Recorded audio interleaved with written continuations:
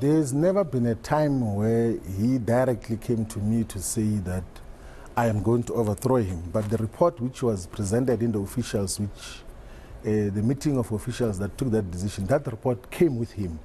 And it was given to him by the people I refer to as scoundrels.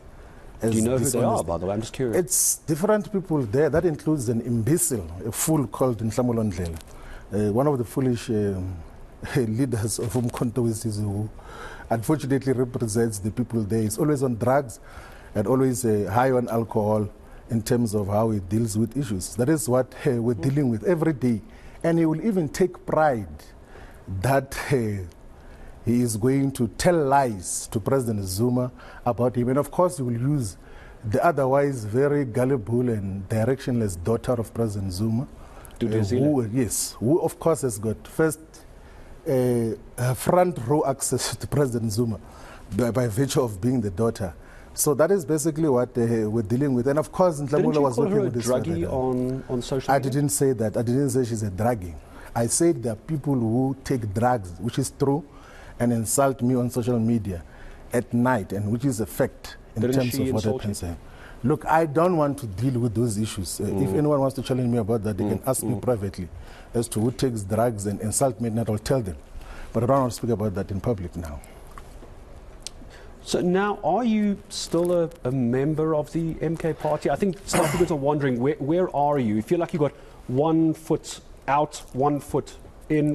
What are you right now as we sit here? I am a member of Umkhonto, but I am leading a process now as the national convener of the national consultation team, which is going to speak to the people of South Africa on whether we should establish a political party, and if we do so, what should be the nature and character of that political party, and how that political party should be funded in terms of what happens moving forward. Because someone's got to pay for it. Yeah. Because we believe that, like, there are people who believe, and I believe as well, that the current political parties are not adequate instruments to represent majority of South Africans in terms of the politics of true emancipation and true liberation. Majority of the political parties are just associations of self-seeking individuals or cults or family-run businesses who are about utilizing money for their own benefits and not for the benefit of the whole society. Didn't you call the EFF a cult as well? Now that you mentioned the word, you called the EFF a cult. Yes, I did explain that the EFF's internal democratic system qualify it to be a cult, because even when there is qualitatively superior alternatives and views that are presented in terms of how the organization should be run, one person decides its direction, its character, its content, and is the only person who speaks in all the major platforms of the organization. I mean, I was in the EFF for 11 years. 11 years, yeah. There were thousands of press conferences there. Even when I was the one who had qualitatively better explanations of some of the questions that would be asked them. A person will try to answer those questions because he wants to be the only one that speaks. Do you mean Julius Malema? Yes. Even if they were to ask about things that he has got no comprehension of, but would insist to be the only one that speaks. The only time that I will speak in a press conference is when maybe a journalist had asked if I'm contesting him, that I must say in front of the journalist. So were you advising Mr. Malema when you were there? He was just parroting what you were saying? That was not the case. For bigger part of the life of the EFF, we gave the ideological character, but the operational model of the EFF, it's way too centralized, could become a true representative of the people. And that explains why the EFF in mass never got to attract quality leadership at local level, at provincial level, even at national level.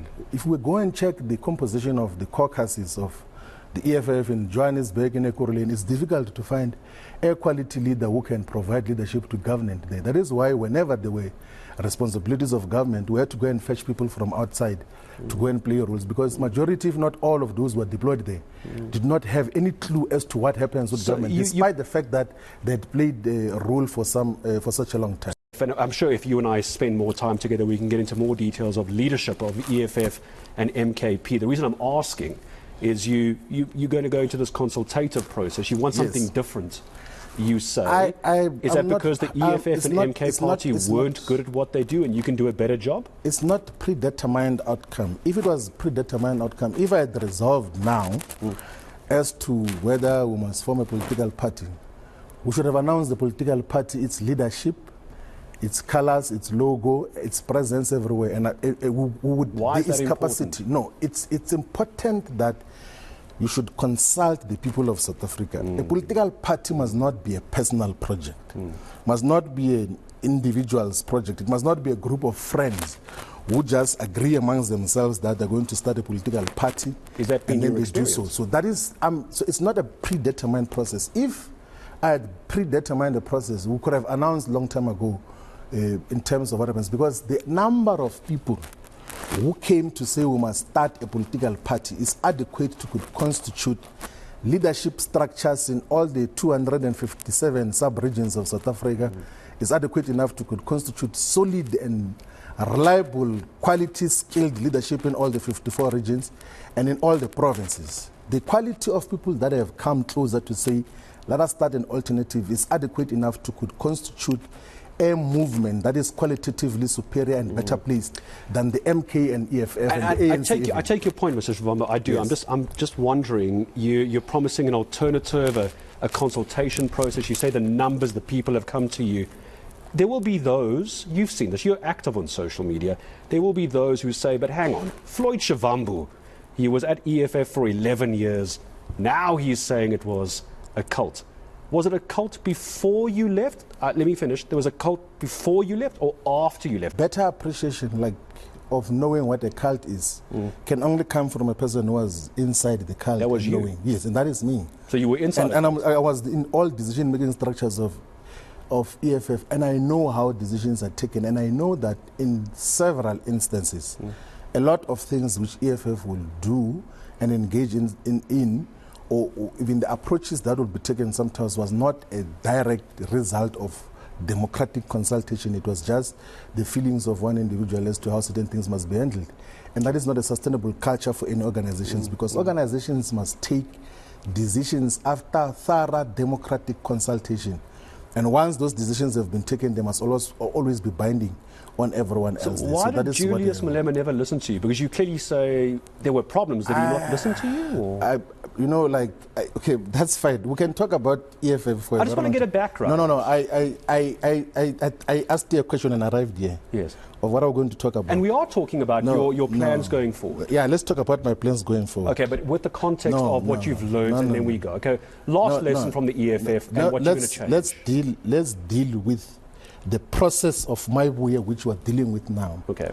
Which as is you answer the process, that, forgive me, Mr. Shivamba, as you answer that. No, let's last deal with the process that we're dealing with. And then what you're going to do going forward. Let's deal with the process of my way that we're here for. But you've learned lessons. So what we're here for is to talk about the process of consultations, and what we have done thus far is to invite volunteers from different sectors of society. We issued the form through social media.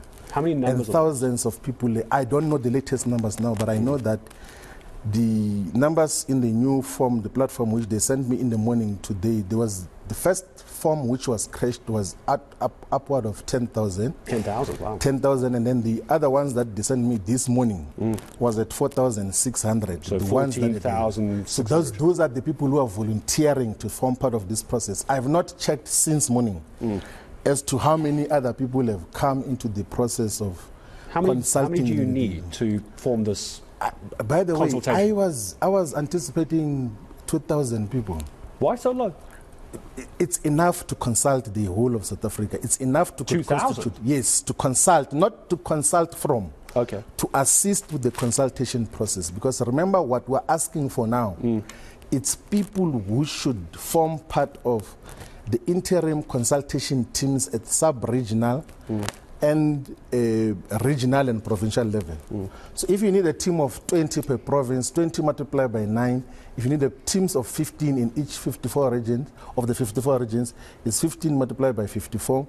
If you need a teams of 10 in each and every sub-region, it's 10 multiplied by 257. So the numbers were going to be adequate, even if it was far much lesser than what we've received now. So the number are far much more higher than what we've anticipated. And what do you do with that now? then constitute the volunteers into the wards where they come from, into the sub-regions like local municipalities where they come from, into the regions or districts where they come from, and into the provinces where they come from. Last question. You're a politician. You've been around a long time. Final question. Do you regret how any of this has played out? As I say goodbye I don't regret anything. And each and every role, whether there was friction and there was aggression and opposition, I've got to derive some lessons. And I did explain that in MK because of the dynamics that I had played, but also due to the experience of President Jacob Zuma, whom I so deeply respect. I got to learn far much faster and far much more quality information, useful information, than I could have learned in any other platform that I've served in. And that is how I've got to appreciate the roles that I've played. I don't regret any role that I've ever played in the past. If anything, I got to learn and I'm much more matured and I know what is to be done and what is not to be done.